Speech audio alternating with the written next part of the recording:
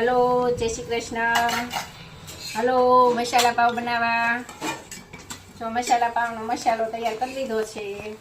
હળદરવાળું તેલ, ગ્રીન ચટણી, ગળી ચટણી, કાંદા, ટમેટા, કાંદા, મગસેવનું સવાણું અને બટેકા બાફેલા. બધું તૈયાર થઈ ગયું છે.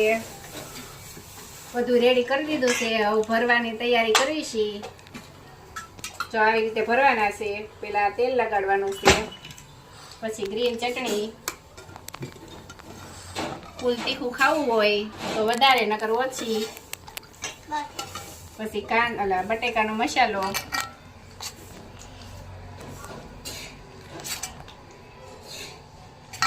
કાંદા, ટમેટા,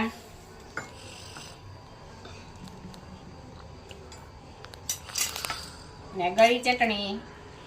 ગળ્યું ખાતા હોય તો ગળી નાખવાની, નકર તીખી નાખવાની. અને મગસેવનું સવાણું.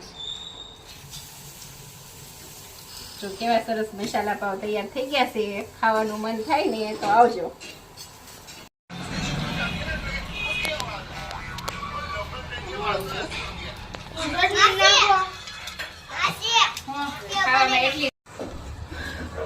ખાવામાં એટલી બધા ઝડપ રાખે છે ને.